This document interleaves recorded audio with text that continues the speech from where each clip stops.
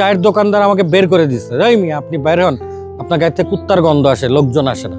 নিষ্ঠুর এই পৃথিবীতে যখন নিঃস্বার্থভাবে মানুষ মানুষের জন্য কিছু করতে চায় না, তখন এক যুবক নিজের সর্বস্ব ঢেলে দিচ্ছেন অসুস্থ কুকুর বিড়ালকে সুস্থ করতে। নিজের প্রিয় বিড়ালের মৃত্যু পাল্টে দেয় এই যুবকের চিন্তার জগৎ।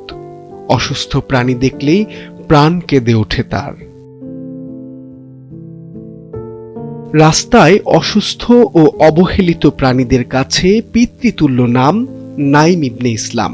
নিজের মারা যাওয়া প্রিয় প্রাণীর স্মৃতিকে ধরে রেখে মোহাম্মদপুরের বসিলা গার্ডেন সিটিতে তিনি গড়ে তুলেছেন কালুয়াস হোম নামের প্রাণী আশ্রয় ও পুনর্বাসন কেন্দ্র।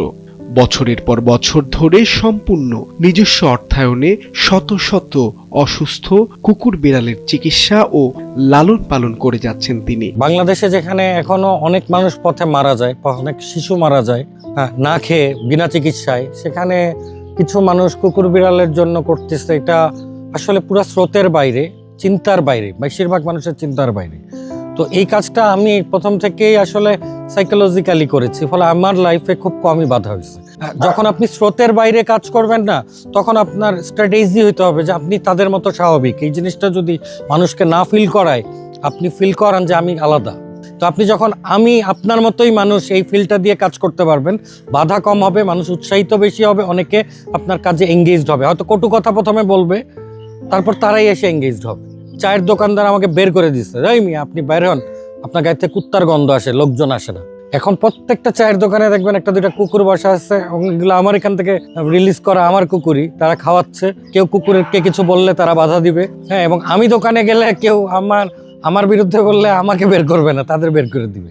রাজধানীর অলিতে গলিতে থাকা অসুস্থ আর অবহেলিত কুকুর বিড়াল খুঁজে বের করেন নাইম। পশুরা পরম যত্নে আশ্রয় পায় এই কেন্দ্রে। দীর্ঘ ৮ বছর ধরে নিরবিচ্ছিন্নভাবে চলছে এই মানবিক উদ্যোগ।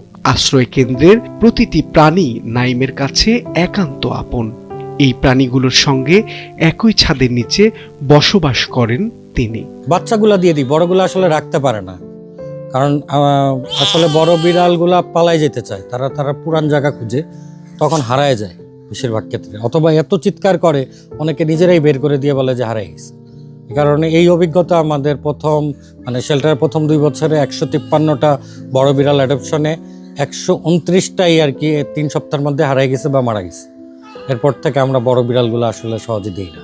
পা ভেঙে টেঙে চোখ টোক বের হয়ে গেছিল, এখন মোটামুটি মাশাআল্লাহ আছে, চোখে দেখে না, খাওয়া দাওয়া করতে পারে। চোয়ালের তার 2বার অপারেশন করা লাগছে, এই এরকম। আর এই যে ইনি হলো কামড়াকামড়ি করতো, স্বাস্থ্যবান একজন হলো আলফা প্রাইম। এই আলফা প্রাইম এলাকার অনেকে কামড় টামড় দেওয়ার পরে এটাকে যেহেতু এলাকাবাসী মেরে ফেলবে, তাই সুস্থ সবল কুকুর, সে আসলে একটু ছিল, এটা এলাকায় রাখার মতো না। মানে যেগুলো আছে তারাও অসুস্থ হয় ঠান্ডার কারণে, বিশেষ করে বিড়াল। আমার অলমোস্ট 100 বিড়ালের সবাই অসুস্থ ছিল, এবং আমাদের এই বছর ঠান্ডা যেহেতু আগের তুলনায় বেশি পড়ছে এবং আমাদের শেড গরম করতে দেরি হয়েছে, আমাদের প্রায় 25টা বিড়াল ঠান্ডাই মারা গেছে, মানে চিকিৎসাধীন অবস্থায়। কারণ আমাদের শেডের যে গরমের ব্যবস্থা, তা আপনি হয়তো এটা করতে আমাদের ফান্ডের জন্য অনেক সময় লাগছে আর কি। আমি এখানে এখন মোটামুটি 4 লাখ, কারণ হিউজ একটা দেন, আমি 21 লক্ষ টাকা এই মুহূর্তে দেনায় আছি এটাকে কেন্দ্র করে। আমার কোনো ব্যক্তিগত না, মানে ব্যক্তিগত খরচে না।